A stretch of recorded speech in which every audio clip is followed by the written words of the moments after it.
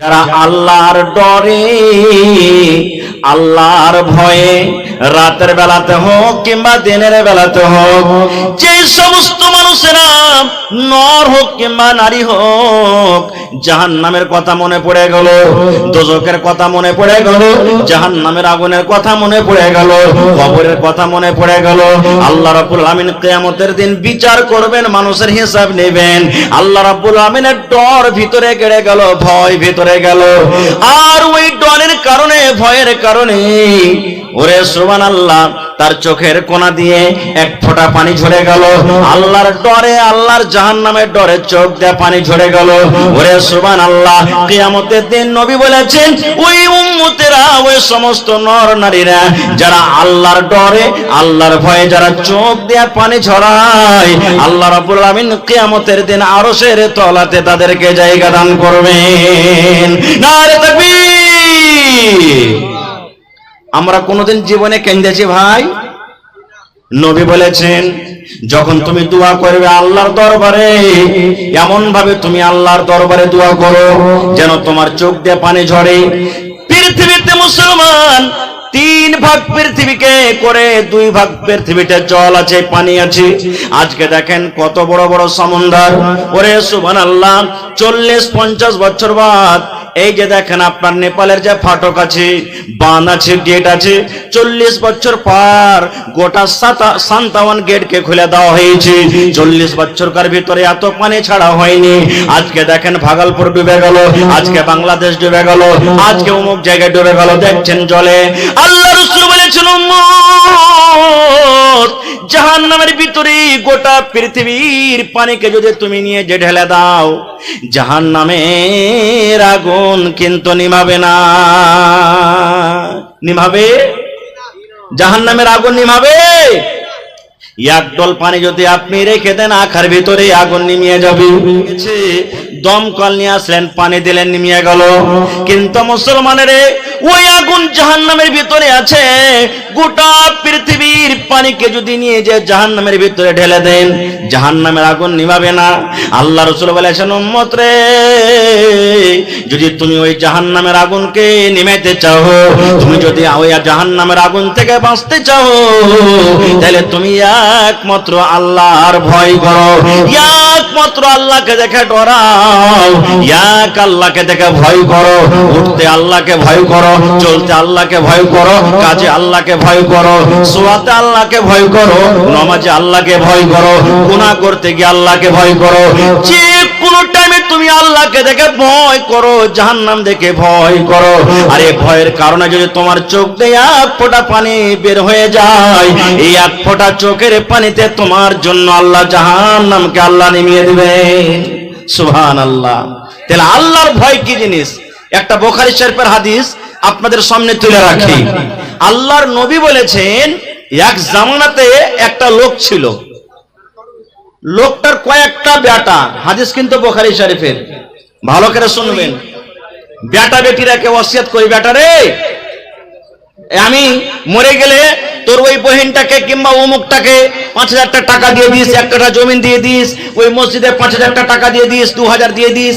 এরকম ভাবে আমরা ওসিয়ত করি কি করি না? তো মরার টাইমে ওর বেটারাকে ডাক দিয়ে লোকটা মরবে, ঠিক ওই টাইম খানে বেটারাকে ওসিয়ত করছেন।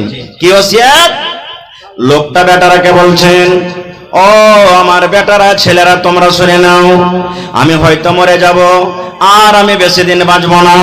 বেটারে, একটা কাজ করতে হবে রে ধন।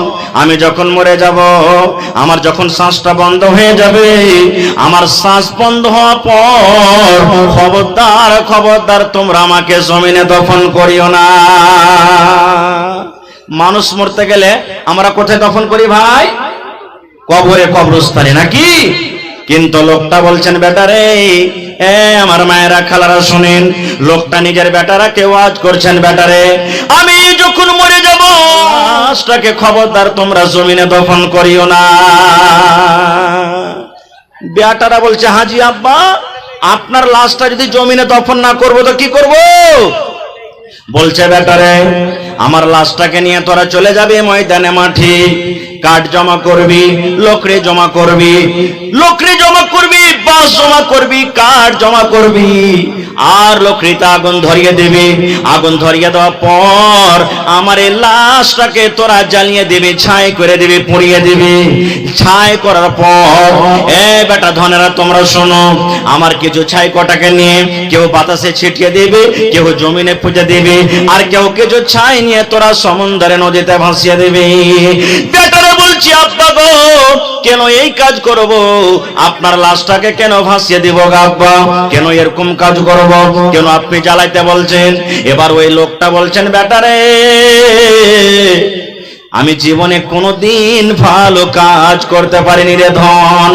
জীবনে নামাজ কি জিনিস, জীবনে রোজা কি জিনিস, জীবনে নেকি কি জিনিস আমি জানি না, জীবনে ভালো আমল কাকে বলে যাবি না। জীবনটা আমার গুনার কাজে কেটেছে, জীবনটা আমার গুনার কাজে কেটেছে রে বেটা। আমি কোনোদিন মরার ভয় করিনি, আল্লাহকে দেখে কোনোদিন ডরাইনি, আল্লাহর জীবনে কোনোদিন আমার ভয় হয়নি। কিন্তু ধন রে এখন আমি মরে যাব, এই মরার টাইমে মরার সময়তে আমাকে আল্লাহকে বলে ভয় হয়েছে, ডর হয়েছে। আমি আল্লাহর দরবারে খালিস নিয়াতে তওবা করছি। বেটারে আমার লাশটাকে জ্বালিয়ে দিবে রে ধন। যদি আল্লাহ রাব্বুল আমিন ক্ষমতা রাখেন, কিয়ামতের দিন যদি আল্লাহ আমাকে জীবিত করে দেন, তাহলে আল্লাহ রাব্বুল আমিন যখন আমাকে হিসাব করবে আমি হিসাবের জবাব দিতে পারবো না। আমাকে যখন প্রশ্ন করবে প্রশ্নের আমি উত্তর দিতে পারবো না। এই জন্য রে ধন আমাকে তোরা জ্বালিয়ে পুড়িয়ে ছাইকে দফন করে দিবে, যেন আমার আল্লাহ আমাকে খুঁজে না পায়। বলছে বেটারে দফন করবি না, এই লাশটাকে জ্বালিয়ে ছাইকে পুঁতে দিবি, পানিতে ভাসিয়ে দিবি। না হলে যদি আমাকে না জ্বালাস, আমার আল্লাহ যদি ক্ষমতা রাখেন কিয়ামতের দিন আমাকে জীবিত করে হিসাব ধরবে, আমি হিসাব দিতে পারবো না, জাহান্নাম আমাকে যেতে হবে। আমাকে পুড়িয়ে দিবি আর ছাই ভাসিয়ে দিবি, যেন আমার আল্লাহ আমাকে খুঁজেই না পায়। বলেন তো ছাইগালা ভাসিয়ে দেওয়ার পর, পুড়িয়ে দেওয়ার পর আল্লাহ তাকে দ্বিতীয়বার জীবিত করার ক্ষমতা রাখেন কি রাখেন না? জোরে বলে রাখেন। আপনাদের বিশ্বাস আছে না নাই? আছে। সুবহানাল্লাহ। মত একটা এমন জিনিস ভাই, সবাই দেখে ভয় করে নাকি? ভয় করে না? সবাই ভয় করে, আর বিশ্বাসও আছে। আমরা যখন আমাদের মা বাপ দাদু দাদি নানা নানি উমুক তুমুককে যখন নিয়ে যাই, মনে কত ডর ভয় হয়। আজকে আমি কাউকে কান্দাতে নিয়ে যাচ্ছি, একদিন আমাকে অন্য মানুষের কান্দাতে। আমরা যেমন সুবহানাল্লাহ আলহামদুলিল্লাহ লা ইলাহা উমুক যত দোয়া পারছি পড়ছি, দেখবেন যদি হিন্দু ভাইরা আশেপাশে থাকে, দেখবেন যখন ওদের লাশকে নিয়ে যাবে তখন কি বলবে? রাম নাম সত্য হ্যাঁ সবকা ইহি গত হ্যাঁ, রাম নাম সত্য হ্যাঁ সবকা ইহি গত হ্যাঁ। শুনেছেন কোনদিন? তারা বলে রাম নাম সত্য হ্যাঁ। রাম যাকে আমরা বলি আল্লাহ, আল্লাহ হলো সত্য, ভগবান হলো সত্য, সবকা ইহি গত হ্যাঁ। এই যে লাশটাকে নিয়ে যাচ্ছি এটা হলো সত্য, একদিন সবারই সাথে ঘটবে। আর আল্লাহ কোরআনে বলছেন কুল্লু নাফসিন যায়কাতুল কি আছে? মত। মত একটা এমন পেয়ালা, এমন শরবত, যে শরবত একদিন পান করতে হবে। না হবে না ভাই? জোরে বলেন হবে না? হবে না? হবে। সুবহানাল্লাহ।